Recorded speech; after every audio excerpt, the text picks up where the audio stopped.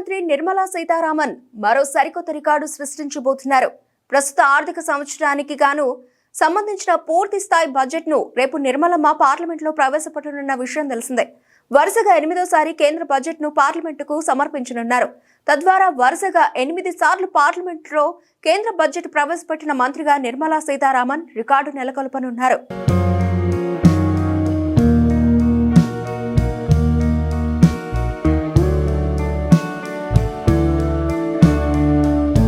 నిర్మలమ్మ ఇప్పటికే ఒక తాత్కాలిక బడ్జెట్ 7 పూర్తిస్థాయి బడ్జెట్లు సమర్పించిన విషయం తెలిసిందే. రేపు అంటే ఫిబ్రవరి 1వ తేదీన సమర్పించే బడ్జెట్ 8వది. ఈ బడ్జెట్ తో వరుసగా 8వ బడ్జెట్ ను సమర్పించిన ఆర్థిక మంత్రిగా నిర్మలమ్మ రికార్డు సృష్టించనున్నారు. ఈ బడ్జెట్ తో మాజీ ప్రధాని మొరార్జీ దేశాయ్ 10 బడ్జెట్ల రికార్డుకు నిర్మలమ్మ చేరువ కానున్నారు. With your permission, I rise to lay on the table a copy each of the following papers. Hindi and English version. 1. The Economic Survey 2024-25. The Economic Survey 24-25 Statistical Appendix.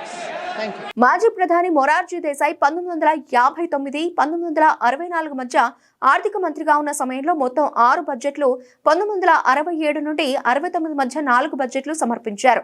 మాజీ ఆర్థిక మంత్రులు P Chidambaram 9 బడ్జెట్లు, ప్రణబ్ ముఖర్జీ 8 బడ్జెట్లను సమర్పించారు. అయితే ప్రధానమంత్రి నరేంద్ర మోదీ హయాంలో వరుసగా 8 బడ్జెట్లను ప్రవేశపెట్టి ఆర్థిక మంత్రిగా నిర్మలా సీతారామన్ రికార్డు సృష్టించబోతున్నారు.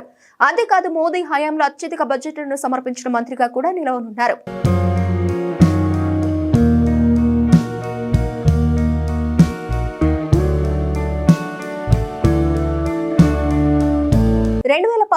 నరేంద్ర మోదీ సారథ్యంలో 2వ దఫా కేంద్ర ప్రభుత్వం ఏర్పాటైనప్పటి నుంచి 2019-20 ఆర్థిక సంవత్సరం నుంచి 2023-24 ఆర్థిక సంవత్సరం వరకు వరుసగా 5 పూర్తి స్థాయి బడ్జెట్లను కేంద్ర ఆర్థిక మంత్రిగా నిర్మలా సీతారామన్ ప్రవేశపెట్టారు.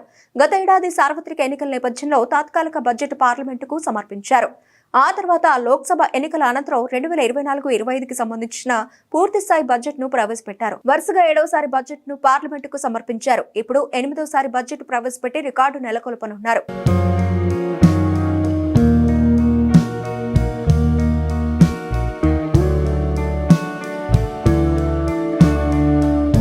కాగా మోదీ తొలి విడత మంత్రివర్గంలో పరిశ్రమలు, వాణిజ్య శాఖ మంత్రిగా నిర్మలా సీతారామన్ బాధ్యతలు చేపట్టారు.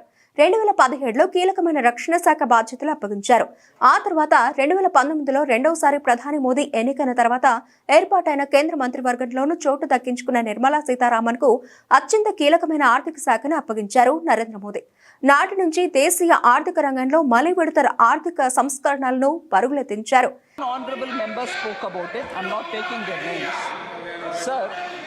We saw double-digit high inflation period during the UPA era, and that is because of their reckless policies. I want to differentiate between the inflation which prevailed during UPA and the inflation, if at all, within the range which prevails now, some months which have gone up. There is a difference. Domestic inflation used to be higher than the global average during UPA's time. Global financial crisis 2008, sir.